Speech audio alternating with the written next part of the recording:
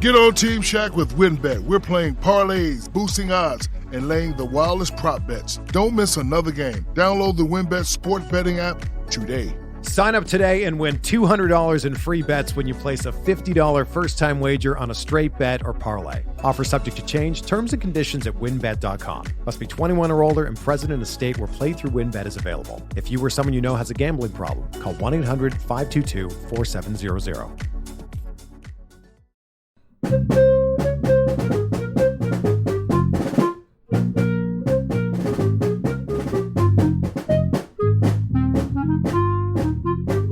Hey everyone, welcome to The Final Four is Not on the Schedule. I'm your host Eric, alongside with expert analyst Rod. Thanks for joining us on the best MSU basketball podcast featuring an in-depth recruiting, game matchup, and post-game analysis. We dive deep to give you the best tools to enjoy the Spartans and impress your friends and family. Hey everybody, it's Eric alongside Rod here, and we're going to do another little recruiting update since, well, things just keep changing the recruiting standpoint. And also, we'll talk a little bit about the schedule and the gauntlet, I guess we'll talk about for Michigan State to go through. So, Rod, how are you doing today? Good. Yeah, they announced the half of the, well, it's not half of the bracket, rather the bracket that MSU was in as part of the PK 85 event. If you remember PK 80 from 5 years ago, there were two different 8-team brackets that competed, and it's not like the winners face each other. It's you play 3 games, that's it. Both brackets are loaded. MSU's, it was announced today, they're facing Alabama in the first game, and then the other 3 games feature North Carolina and Portland. So UNC really got a break by playing Portland, who's a lower level D1 program.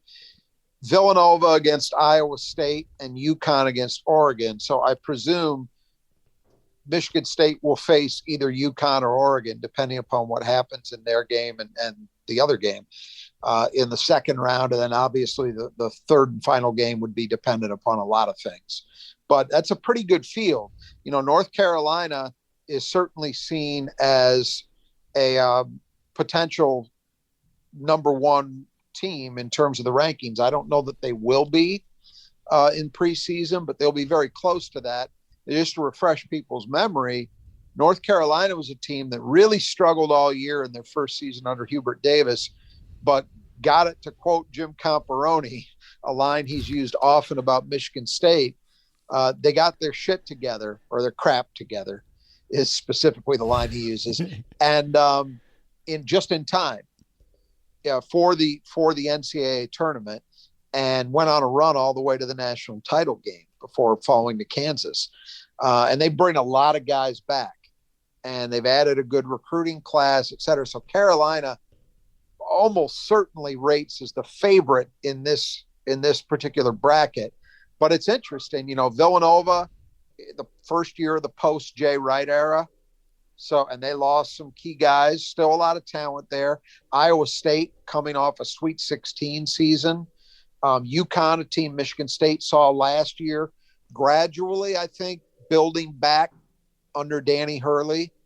Oregon, Dana Altman usually has a pretty talent-laden team, although the results have tended to be inconsistent. And then Michigan State facing Alabama is an interesting one, especially for some Michigan State fans, because there's been this, and I don't fault people for being undereducated. It's that they think they're putting 2 and 2 together and it's equaling 4 when it doesn't really work like that. Nate Oates, the coach of Alabama, who's going into his 3rd or 4th season at Alabama. Yeah, I can't remember. Is a guy who had a lot of Michigan State fans have been interested in because he coached high school basketball in the state. He coached at Romulus for a number of years and was a very good high school coach. He had some great teams. He had some teams with guys like Wes Clark and E.C. Matthews, who were really, really good players for him at Romulus. Never quite won a state title, but was always in the mix.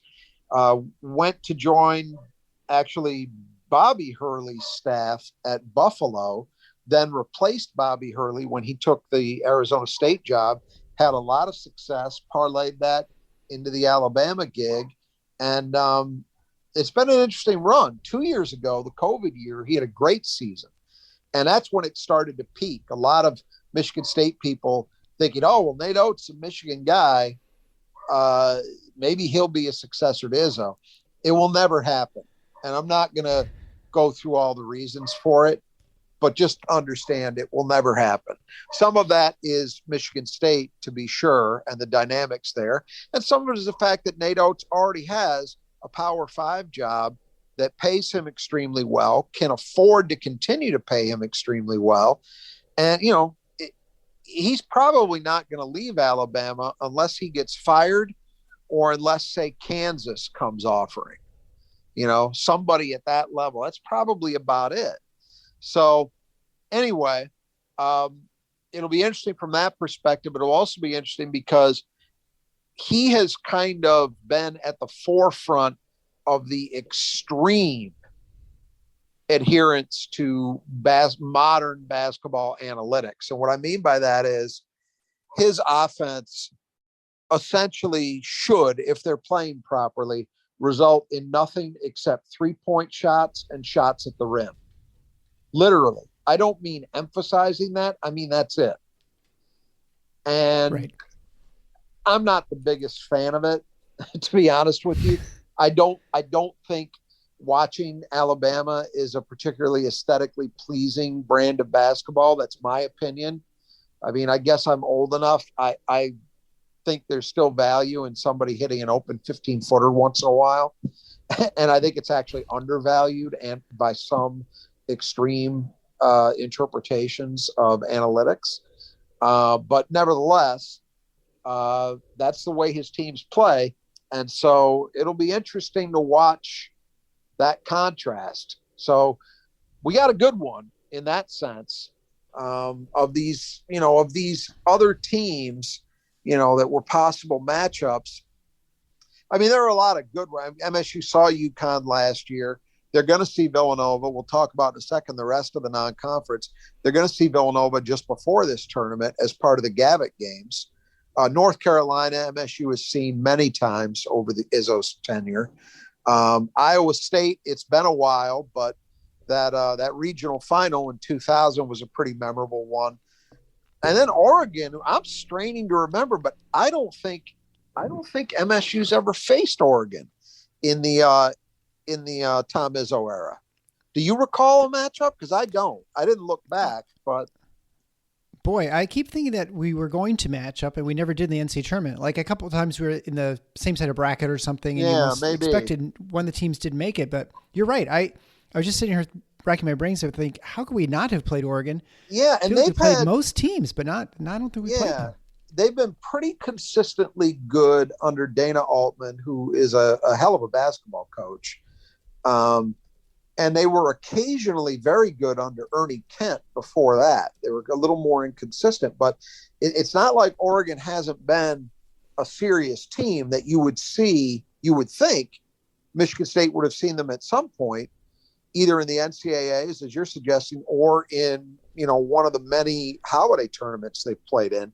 But I don't recall an instance of that. So lots of intrigue in this one. And of course, people remember Michigan State won their bracket in PK 80. Right. So they will not be favored to win this one, but that doesn't mean they won't. Carolina will definitely be the favorite in this thing, but it's interesting. And then, you know, that's only one component of a pretty loaded non-conference in general. Yeah, we go then the repeat, I guess, in some ways of playing on the aircraft carrier again. And November 11th, that game got put together pretty quickly, is my impression, within about 6 weeks or so to play Gonzaga.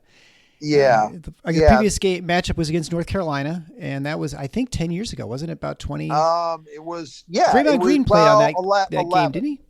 11. Okay. It was the beginning of the 2011-2012 season. Sure. So okay. Draymond, that year where MSU ended up winning the share of the Big Ten in the regular season, won the Big Ten tournament, was a number 1 seed, got beat in the Sweet 16 by Louisville. But at the point that aircraft game was played, the aircraft carrier rather, nobody knew that. Expectations were really muted for MSU that season, and they lost. If you remember, played a very hard-fought game against a loaded Carolina team, but couldn't quite get it done. And at the time, it felt like, okay, that was pretty good. I remember feeling good about it because they were at least competitive. But we didn't know what was to come, that Draymond was going to really elevate his game. A bunch of other guys were going to be better than I think people had anticipated. And Michigan State would have certainly, I think, one of the more memorable seasons in Tom Izzo's tenure, even though it didn't end in a Final Four, which is usually our measuring stick. That was a great season. So we'll hope that this one maybe gets us off to a similar kind of campaign by returning to the aircraft carrier. But Gonzaga will be a very difficult opponent. There's no two ways about that. They lost a lot of guys, but Drew Timmy's back, and they've always got guys, so that'll be a test. And that's an interesting testament to what's been done out in Gonzaga, because Gonzaga Stockton was sort of their most famous basketball player, and they'd never been a powerhouse until really the last 15 or 20 years. And so it's for a school in a small conference, it's really impressive what they managed to do, and to have stayed there, to not have left the West Coast Conference either. Yeah, it's interesting. Everybody gives Mark Few credit, and they should, but that thing really got kickstarted by a guy some of our listeners may remember, Dan Monson, who has some MSU connections. Yes. So Dan Monson was the son of Don Monson, who was an assistant on the 79 national championship team, later went on to be a head coach, a decent one in his own right. But Dan Monson was the guy who kind of kick-started things at Gonzaga, to the point that he ended up getting hired by Minnesota to replace Clem Haskins. And then it didn't work well for him at Minnesota. It didn't go, and he ended up being fired. But Dan Monson's actually the guy who started that NCAA tournament streak that Gonzaga is still on. But give Mark Few credit. I mean, the thing that Mark Few has done is he took that success, which, no disrespect to Dan Monson, a lot of guys have had, a burst of tremendous success at a mid-major, usually on the back of one or two special players, and then it kind of fizzles out, right? Yeah, right. It did not, as you pointed out, it did not fizzle out at Gonzaga. It has been maintained and strengthened. I mean, even as recently, we were just talking about the 11-12 season for Michigan State. MSU played Gonzaga in that season and beat them. And Gonzaga was certainly a name brand. They were a recognizable team, frequently a team in the NCAA tournament mix. But they weren't what they are right now. They had another level to get to. And over the last decade or so, they've done that. I think the biggest shift is this. In that previous era, so say 11, 12 years ago, if you remember, they were really starting to make hay in terms of using international players. And they continued to do that extremely well. The guy who's the current head coach at Arizona, Tommy Lloyd, was really the connection there. He had just tremendous international connections in the sport. And so they were able to get a lot of guys from Canada. They had Arvydas Sabonis' son, who's now in the NBA, played for them. They had Ronnie Turieff from France. I mean, they had guys from all over. And that was, they had that, and then they'd have good American players. Everybody probably remembers Adam Morrison, whose team beat Michigan State Maui one year. So they had a combination of those things, but they used that to kind of level up. And if you look at them now, they can basically go head to head with anybody. And I mean anybody, for a U.S.-based recruit. And it's not just kids from the Pacific Northwest. I mean, they had the last couple of years, they've gotten not one, but two lottery picks from the state of Minnesota. They had Jalen Suggs, and then last year, Chet Holman. That's remarkable. that they've gotten to that point. And now, as I say, I think you can, in recruiting terms, if they're interested in a kid, they can stand head to head with anybody.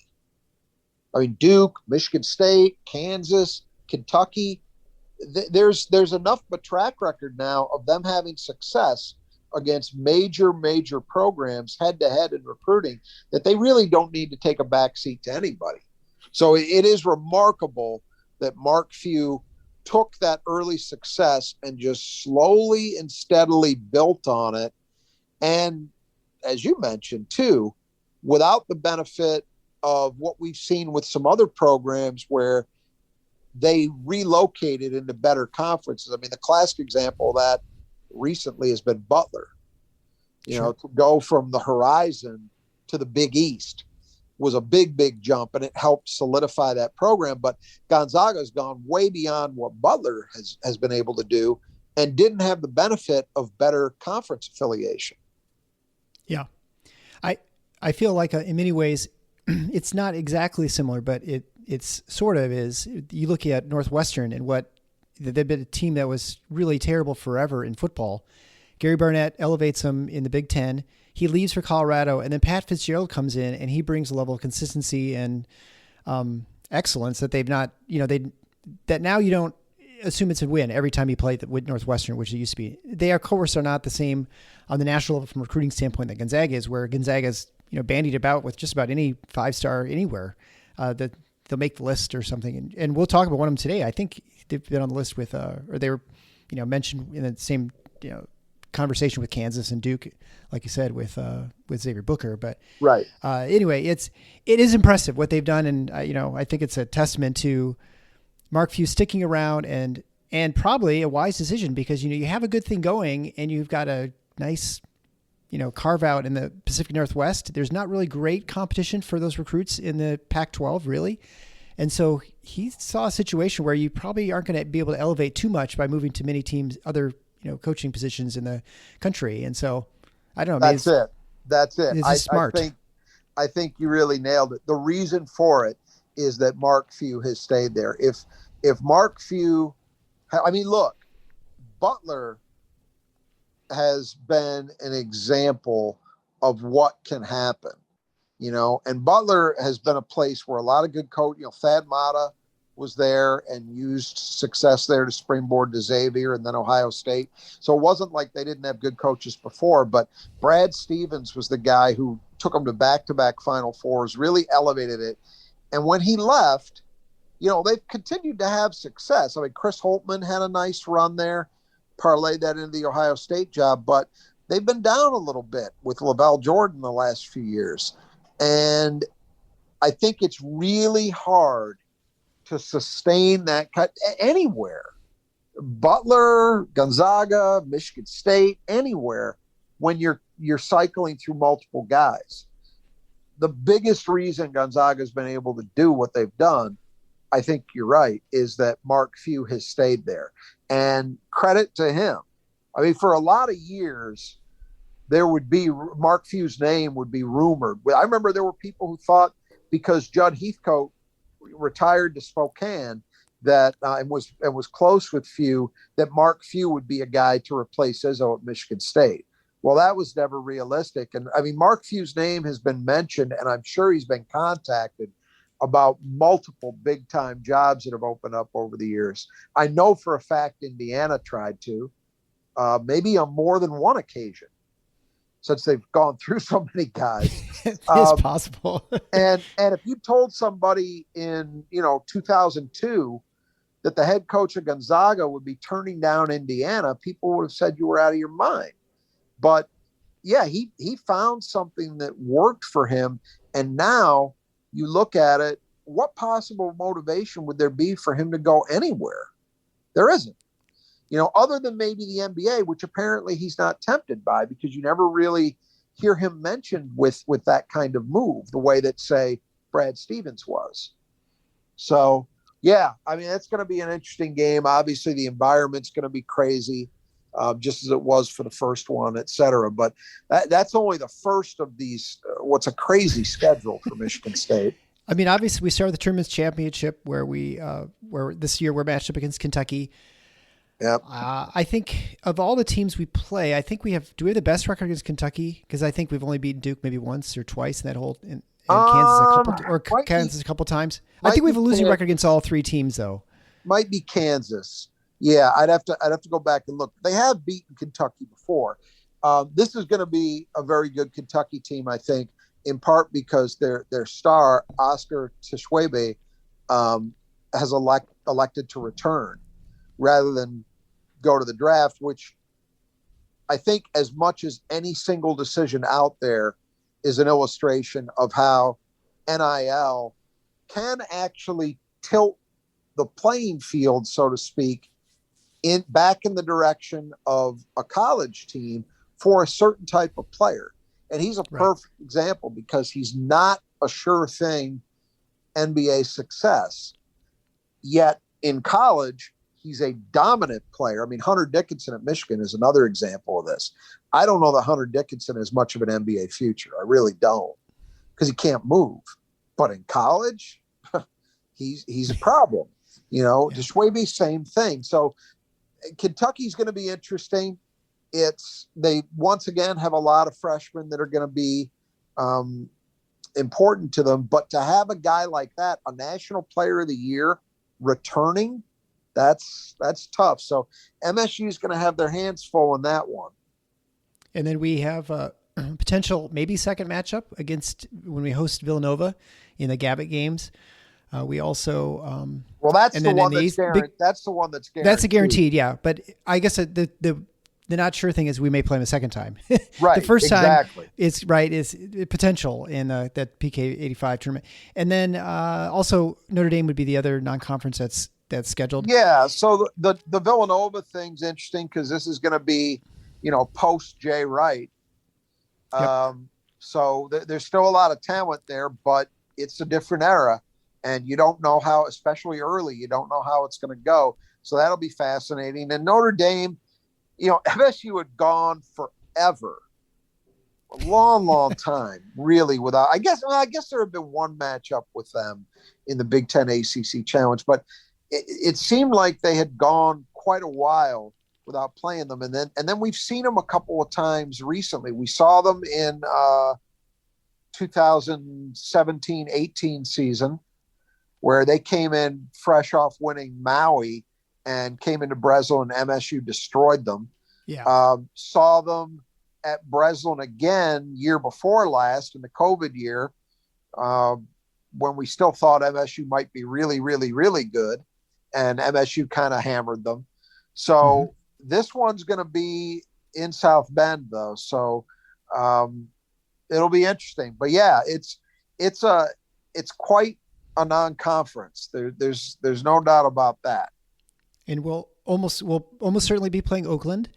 And I would assume we're going to be playing Western because of Dwayne Stevens being the head coach over there.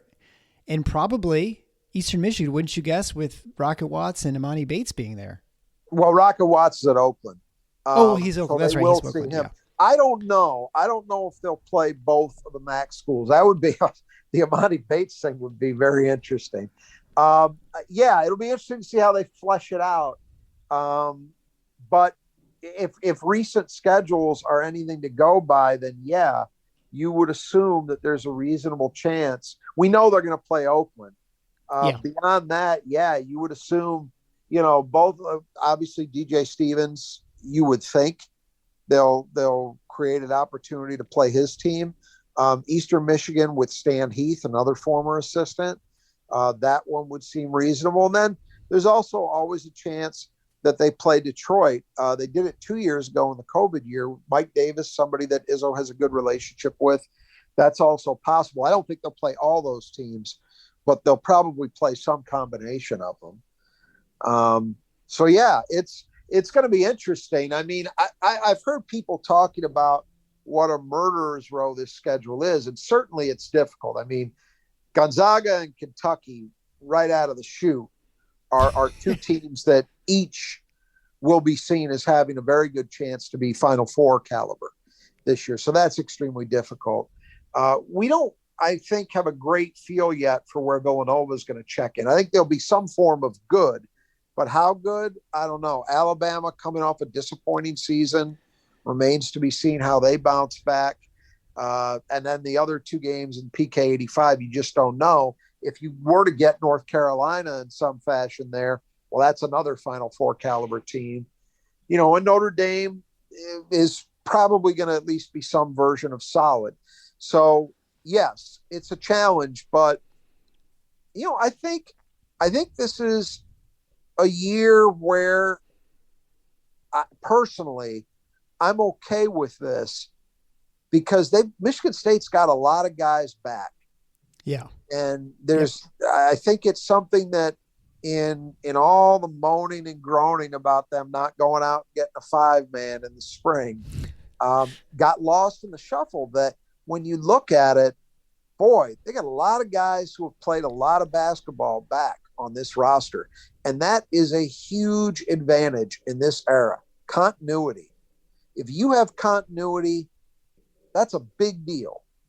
And now we're not just talking about teams that are one and done laden, with freshmen. It's teams that have, a good portion of their roster new via the portal.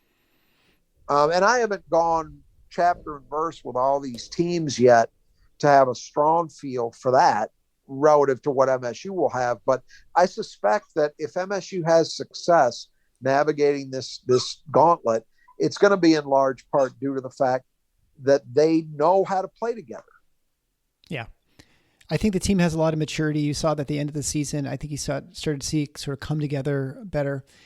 And I think the other encouraging thing about this team that I think can survive this sort of schedule, which you got to assume it's going to be a top 10 strength of schedule at the end of the season, no matter who they get line up against it in the Big Ten, however down the Big Ten might be this year compared to previous years.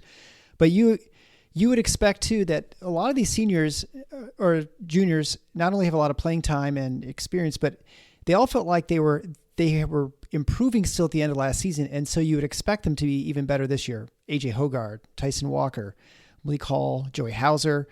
And so I think you have a lot of hope that they're going to be not only competitive, but have a good chance of winning many of these games, even though they may not be ranked highly enough to start the season.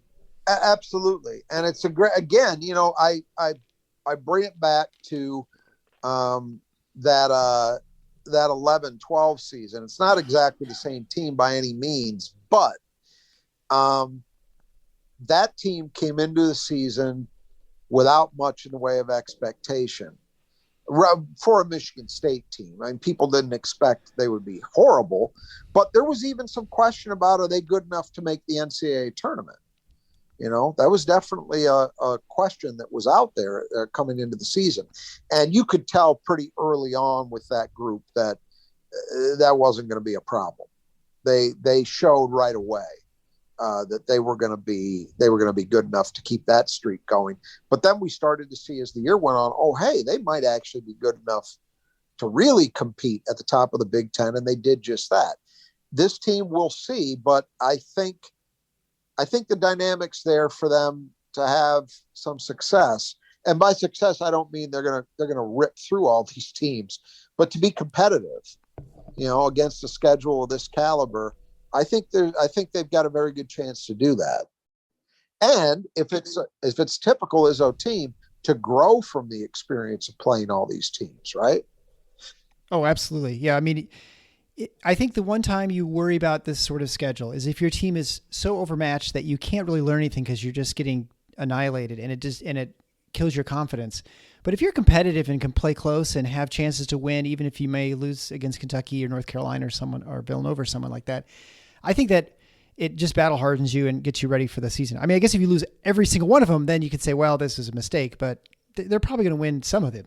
The last time I think they saw a schedule quite like this, at least on paper, and this is getting a little in the distant past for some people, I think. I think it's largely been forgotten because of how things ended. But in the 2002-2003 season, MSU came in with a ton of expectations because they had back-to-back two of Izzo's best recruiting classes. And there was just a lot of talent on those teams. So you had a freshman, Paul Davis, a freshman, Mo Ager. They had Brandon Cotton, I believe. If I remember, no, that was the next year. They had Mo Ager, Paul Davis, and Erasm Lorbeck as freshmen. And then as sophomores, they had Alan Anderson, Kelvin Torbert, and Chris Hill. And then they had other veterans around those guys too. And MSU was very hyped because of the talent, but played a murderer's row non-conference schedule and really took their lumps. I mean, lost a lot of games. That was a year that people were wondering at a certain point, are they going to make the tournament? And they ended up bouncing back, had a pretty good Big Ten run, and then ended up going to the Elite Eight with that group. So it shows you that even if you lose these kind of games, you can end up benefiting from it in the long run. I think that team clearly did. By the time they got to March, they were ready to start turning those games into wins, and they did that. The advantage you have in basketball over football is football, you can't afford to have a couple losses by the end of the season.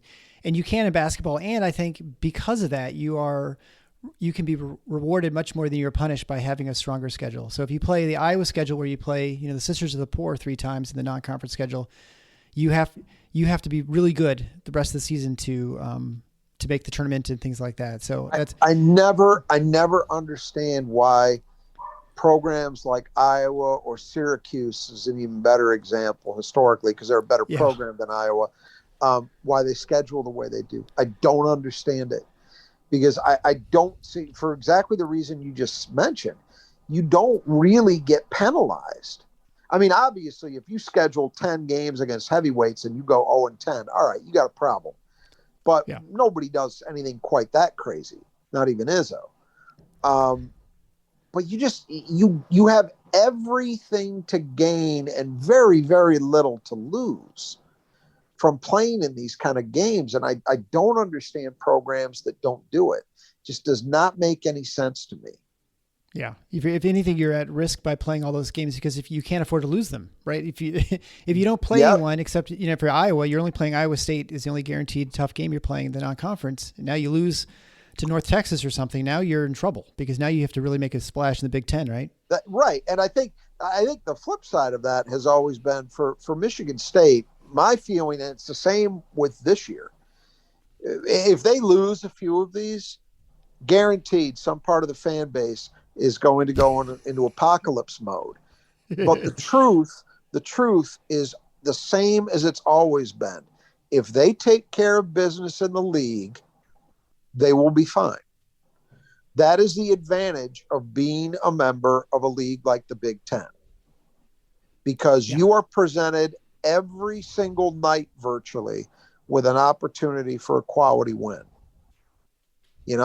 And so if you go through the Big Ten slate and you do your job, you're going to be okay no matter what happened in these non-conference games. So as I say, I think it's, for a program like Michigan State, it's a no-lose situation. It really is. The only thing that would be a potential negative would be if you worried about your team's psyche being negatively affected by losing, right? But that's just not how Izzo operates. He's never operated that way.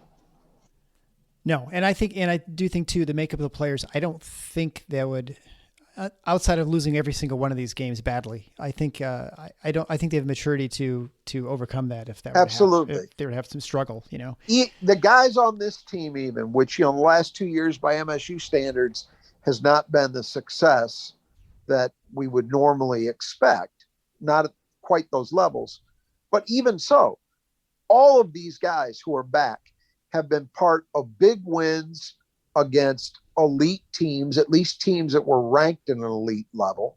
They've all been part of that multiple times, as well as losses. So there's nothing here that they won't have seen before. There really isn't. Right. Well, let's talk a little recruiting, and let's kind of catch up on some Michigan State recruits. The one commitment we have from the 2023 class, Jeremy Fears. We did, obviously, our previous episode was our recruiting recap. And it's not like there's been anything dramatic that's happened since then, but just to kind of catch people up, since we did that episode the last week was Peach Jam, which is Nike's circuit, EYBL. It's their de facto national championship. So some of not all the teams in EYBL qualify for it. It's kind of like the playoffs you qualify for, but both of MSU's obvious targets that are still around Fears is a committed player actually. Were at Peach Jam. Their teams qualified, and Fears had a triple double in a game. And they say I tweeted this, that every step of the way over this spring and summer, Jeremy Fears the beat just goes on. He just continues to impress. The last episode, we talked about everything he did at the under-17 World Cup. Leading scorer in both the semifinal and final, led the team in assists, shot the ball well, defended his ass off. Just a leader, just checks every box. Well, beat goes on. He was great during Peach Jam. Same deal. Scoring, setting up teammates. And it's worth mentioning that, the team he plays for, Space Indy Heat, which is one of the kind of the elite EYBL programs year in, year out in terms of talent that's typically playing with them. This is not one of their more talent-laden teams. There are not a bunch of other high major, surefire, top 100 type kids on his team. And so he's had to carry more of a load. But again, he's done it he's had multiple triple doubles in EYBL games this year, which for a 6'1" guard is pretty remarkable. And I think more than anything else, it goes to his activity level. He's just kind of relentless the way he competes. So beat goes on for Jeremy Fears. His season is done in terms of AAU. And so now he goes back to LaLue to play his last year of prep school ball. And Michigan State fans should have no problem getting views of him, because I would imagine it'll be much like any of the last, 5 or 10 years has been for LaLue. They'll be on ESPN a bunch. So you'll get to see him play. Do you feel like this recruitment for Fears has been a sneaky good one for Izzo? Like he's exceeded probably even what they were hoping for? Well, yeah. I mean, he's always been a name in that class. And I think he's still a top 50 guy nationally right now. And I think he was there when they signed him. So it's not like he was a really super, super underrated guy. But yes, no question. Because I think what he's shown this spring and summer is,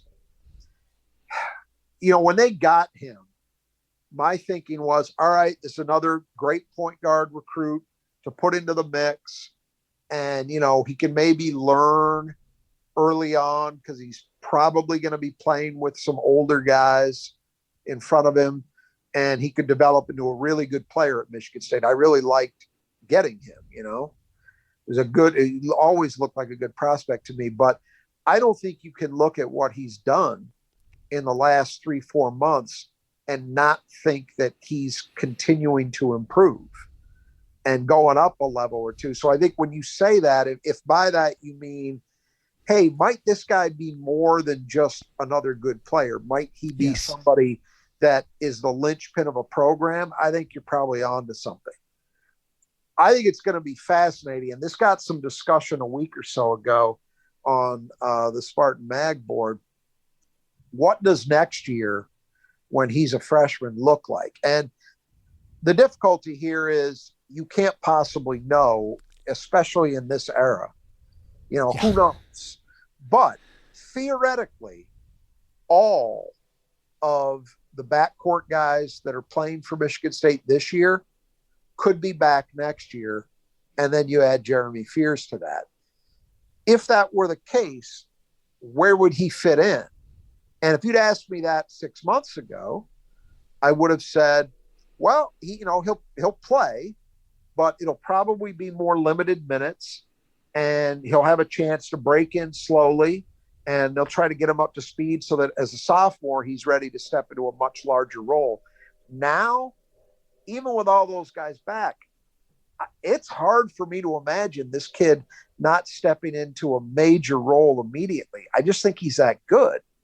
And the biggest thing is that the areas in which he's strongest, which to me is defense, playmaking, and just those intangible leadership skills, are things that Izzo eats up. If you've got those elements in your game, you are going to play immediately. You know, that will happen. And the fact that he's improving in the area that I think most people thought needed improvement, shooting, just does nothing but help it further. But to me, and I'm not saying I expect that MSU's backcourt returns intact. I would probably lean toward expecting somebody to go from this year's group. I don't know who that'll be yet. I think that's a little premature to guess, but I don't think it matters with him, because I think he's one of those guys that is just gonna be an impact player right out of the chute. Yeah, I feel like in some ways you almost hope that someone leaves, because that'd probably be a sign that they had a very successful season, that if someone felt like they could head off, right? And they were very, had a great season. And it's hard to know, I mean, AJ Hogard, part of me looks at it and thinks, that's a 4-year guy, but I don't know if he has a really strong year, if he shoots the ball better and they have a lot of team success. Hey, who knows? Tyson Walker, I don't know. It's hard. It's just hard to feel that, and everybody else, you don't know. Guys can make decisions to leave that don't even necessarily have to do with turning pro. We have to always keep that in mind. Right. Michigan State hasn't had a lot of that, thankfully, but it's Julius always Marble. possible. Right. Julius Marble left for family reasons and for, do education somewhere else. Yeah. You just don't know. But I'm glad that no matter what happens, they've got Jeremy Fears coming in, because I think he's got a chance to be special. No doubt about it. And that's the thing. No matter what happens from here with MSU's recruiting, the fact that they have him and at that position means to me, it's already a good recruiting year. Right. Just with him. They've got a good cornerstone, right? You've got a good building block foundation to work up on to entice and encourage other kids to come and join him. Right. So speaking of that, let's talk about the ones they're aiming for that class.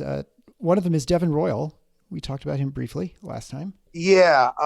And boy, he had a hell of a run, hell of an end to his AAU run. He was also at Peach Jam with All Ohio Red, another great Midwestern Nike program, has sent a bunch of guys to Michigan State over the years, as I think we talked about last time.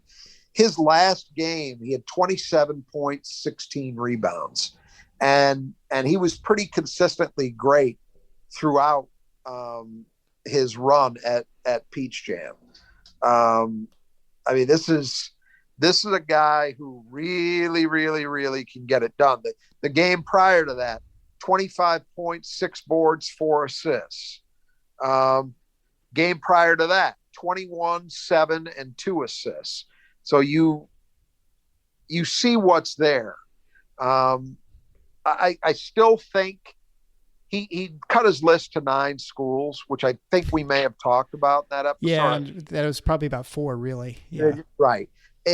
I think it's Michigan State and Ohio State, with maybe Penn State having a puncher's chance in there, but that's what I would lean toward.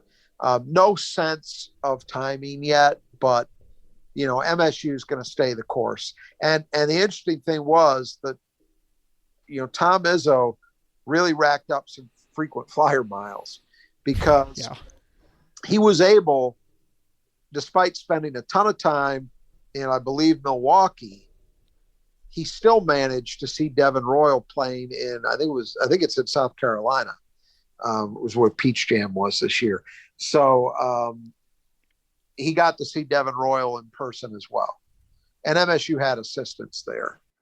And along those same lines, Xavier Booker, who he just put out a tweet saying that he'll announce, and we're recording this at 3:30 in the afternoon on the 25th of July. He's going to be announcing later this evening at 6, he said, his list of schools.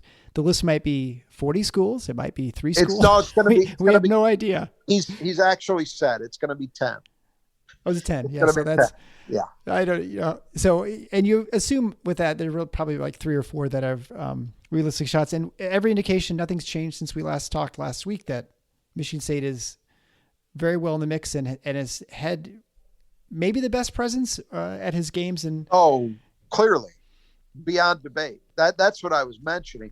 He plays, and we may have mentioned this before, but Xavier Booker does not play for a shoe company team. So, the big 3 basketball shoe companies, Nike, Adidas, and Under Armour, all have their own circuits that play. Nike is the one that sucks up the most attention, but the other 2 exist as well. And then beyond that, there are these, I guess for lack of a better term, you would call them grassroots organizations that don't have shoe company sponsorships. So, but that doesn't necessarily mean they're small time. Booker plays for the George Hill All-Stars, which is a team created by and funded by NBA player George Hill. But they are not affiliated with any of the shoe teams. So they play on a circuit called New York to LA, which is kind of a catch-all of these grassroots teams. I believe, if I remember correctly, Reach, which is a long-term, very successful program in Southeast Michigan, I believe they play on that circuit as well. But that's where Xavier Booker's been playing. So what that means is he's way off the beaten path route. It's easy for coaches to go see guys who play for Nike programs. Nike AAU teams have a disproportionately large share of the top 100 players in the country playing for them, Sure. So you're scouting for more than one player at the same time, right? It makes it right. More efficient. Yeah. You got to, when I've gone to these events in the past, that's going to an EYBL event. There were years where I would be able to see everyone that Michigan State had offered. They would all be playing in that tournament. And it stands to reason because, the dominant program definitely over the last 10 years or so in Michigan is the Family, which is a Nike team based in Detroit, and then you have usually the dominant team in Indiana is Spice Indy Heat. The dominant program in Ohio is all Ohio Red. These are all Nike teams. And so if you just figure, and then you've got Mac Irvin Fire and Mean Streets, both in the Chicago area, a lot of years that will comprise a good percentage of the kids that MSU is interested in are playing for those teams. So it's a great, and for coaches, of course, it's great to just be able to go to one location and see everybody you want to see. Not the case for MSU this year because of Xavier Booker. But Tom Izzo saw both games Saturday. I think he may have seen games the day before that as well. So he was posted up with Mark Montgomery the same way he has been the entire spring and summer with Xavier Booker. So, yes, it's fair to say that nobody has outdone Michigan State's presence. And it would be the shock of all shocks if they are not on that Final 10 list. I think right now most people would suggest they're the favorite. Now, sure, things are always subject to change, but I think the fact that Xavier Booker plays for the team he plays for is kind of an indication of why Michigan State may be perceived to be a little bit out front. He seems to be a very loyal kid, or why he stayed with Indianapolis Cathedral High School rather than jump to one of the prep schools that's on ESPN all the time. Sure. Yeah. The fact that he has done these things probably bodes well for a Michigan State who's been in it with him essentially before anybody. I mean, the sense I have is they were serious about him even before the in-state Big Ten schools were. Indiana and Purdue, who are both pursuing him now. But I think all that stuff helps Michigan State, no question. That actually is a little tangent I want to go down for just a moment. Everyone talks about Indiana and Purdue. Where does Notre Dame fall into the recruiting mix in the Midwest? Because, they've had a decent program. They're in a Power 5 conference. They're at the ACC. And I know it's a football school in general, but are they really in the mix for many of these players, or do they just kind of limp along? Or it depends. I mean, they've gotten some guys over the years. Famously, they actually beat Michigan State for a couple guys over the years that Michigan State was interested in. Go way back. I can't remember now off the top of my head which year it was, whether it was 05 or 06, but there was a point guard from Saginaw, Newsville named Torrey Jackson, who Michigan State was serious about. And it was an infamous recruitment because the word was that Torrey didn't want to go to MSU because they didn't, and pretty sure this is an accurate full quote, I'm not paraphrasing, because Izzo doesn't let you get your boogie on. And by that, that was understood to mean, MSU is too restrictive. They don't let you play freely, blah, blah, blah. That was ludicrous then. It's ludicrous now. It's versions of that still get said. To be fair, Notre Dame under Mike Bray is a little more. They've kind of been the ACC equivalent of Iowa in a lot of ways. That it's all offense, and that's the thing. What really is the truth about Michigan State is that point guards have a ton of responsibility put on them, and as they mature and they develop an understanding of things, they earn more and more freedom. Cassius Winston, as a junior and a senior, played with pretty much complete freedom. Denzel Valentine played with complete freedom as a veteran, right? Once they earned trust. The other side of that is you are expected to defend immediately and always. And if you don't check anybody, you're going to struggle.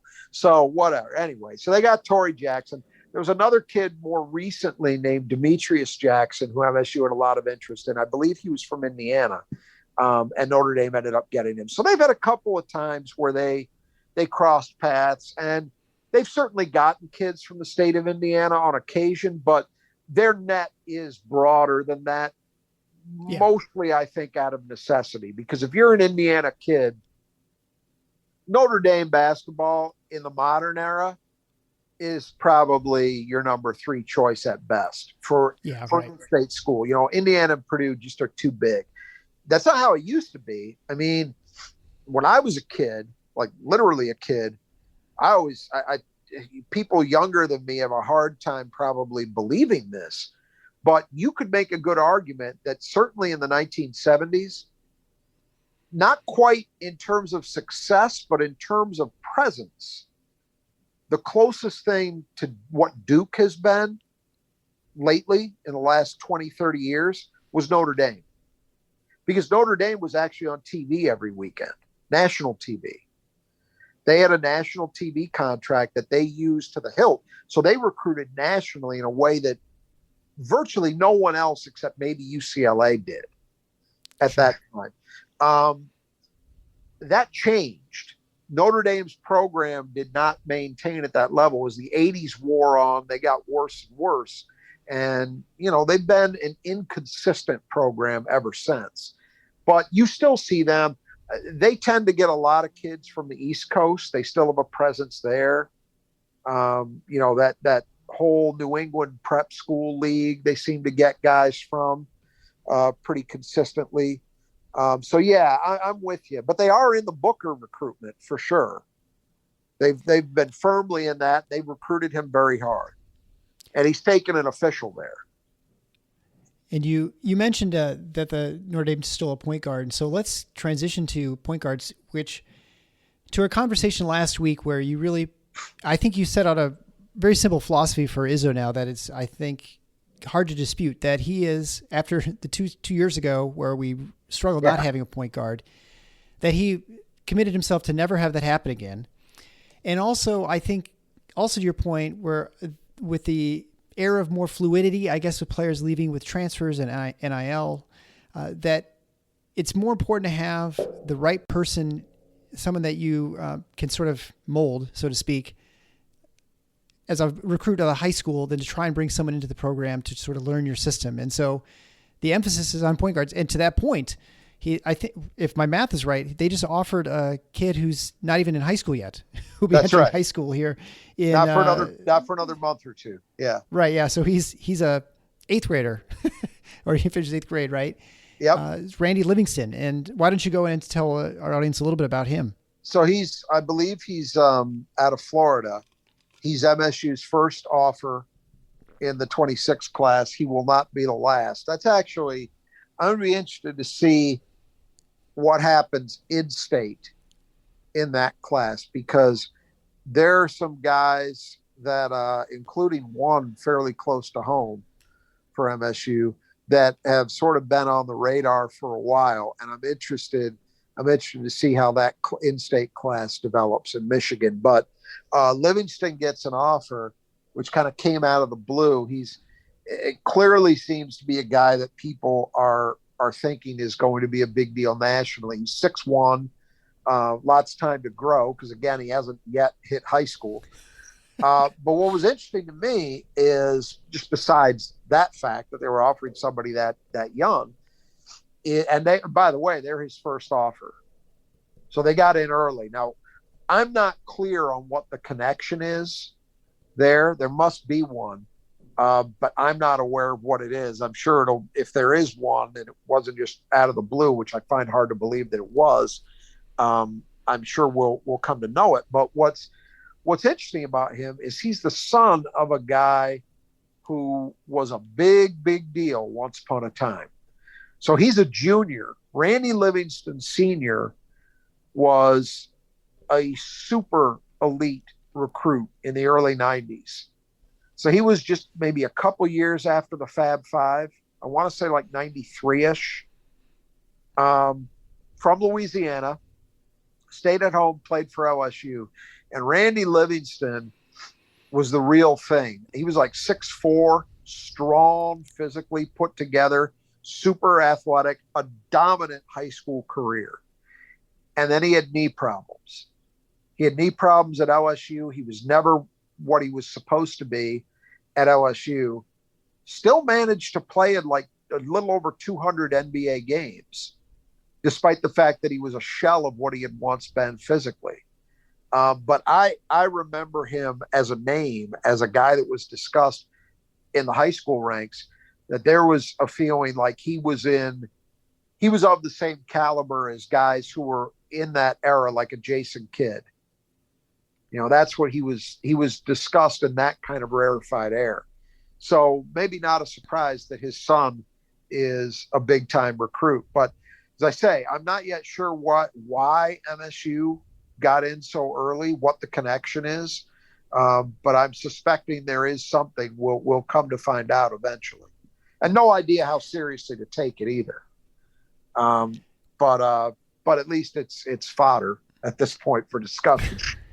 Right, absolutely. Well, what is when you're trying to put together your classes from recruits, you know, they've now offered a point guard 2026 class. So presumably you're not going to, if there's a point guard who emerges in the state of Michigan or Indiana who's really good, you feel very confident about, you really can't go after that kid, right? I mean, you can't make two offers for point guard position, right? I don't. Or is that not true? I don't think that's true. No, and I think if you look at the 2025 class, I mean, here's the thing. It used to be that the point guard spot was seen almost as a corollary to the quarterback spot in football, where the feeling was, well, you can't take two in the same class.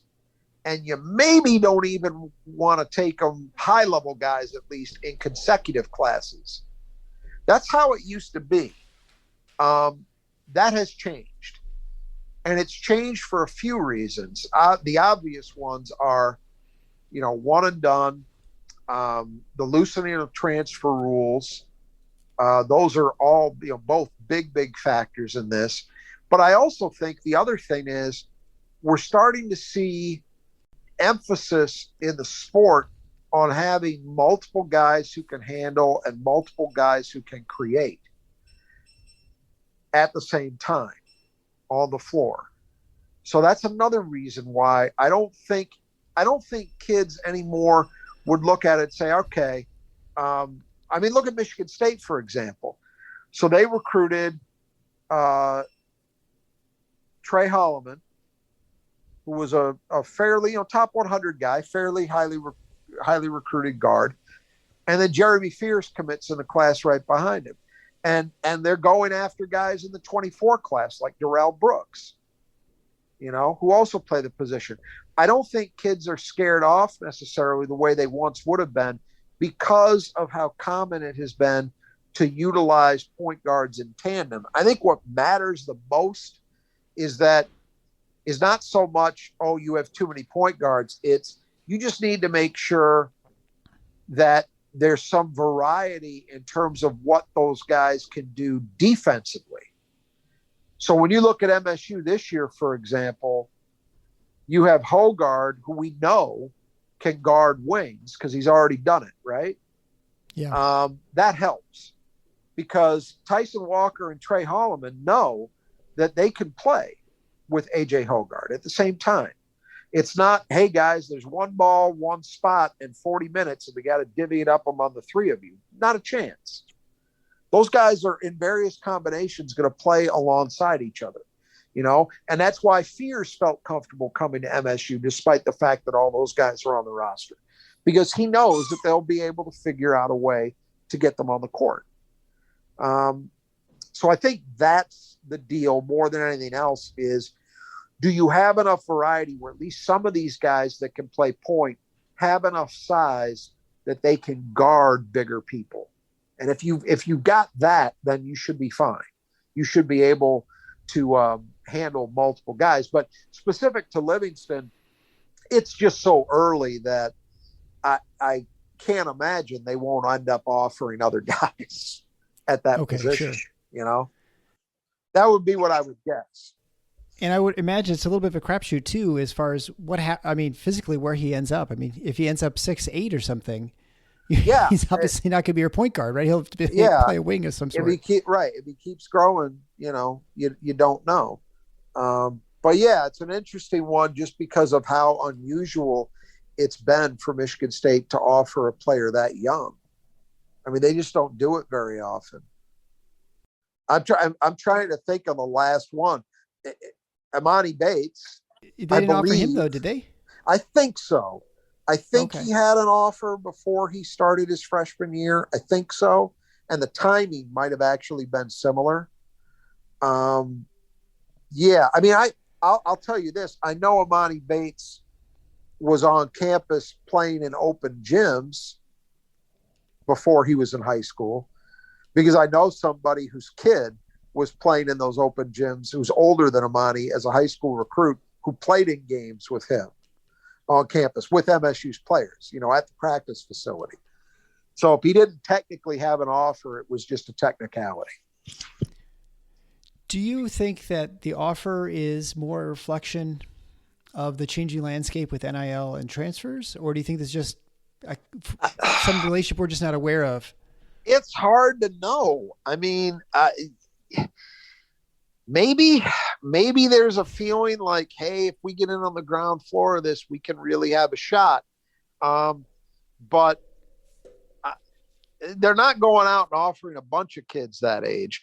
I think one thing might be that he may have convinced them from a physical point of view. All right, if he doesn't grow anymore, if this is it, and all he does is basically fill out a little bit physically, we'd take him. It may be that they're just that convinced, but it is unusual for Michigan State. They don't do very much of this. So it catches your attention based on that, but I'm just not really sure what the motivator is. Yeah. Well, I guess maybe time will tell. More things will come out as far as how this sort of happened and transpired, right? And we'll see if how serious it is. Yeah. All right. Well, I think that'll wrap it up for today. We'll talk probably next week, or if something crazy happens, maybe before then. But until next time, the Final Four is not on the schedule. Go Green.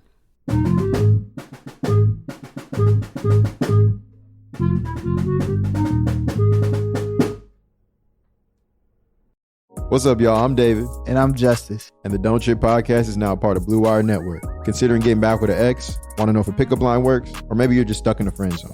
Don't Trip is advice at no price, and we're always going to keep it real. We engage directly with our listeners with funny segments such as Simpin' or Pimpin', where we rate pickup lines, high questions to answer the unanswerable, or live listener call-ins. Listen to Don't Trip on Spotify, Apple Podcasts, or wherever you get your podcasts. And catch the video versions on YouTube every week. Don't trip. We got you.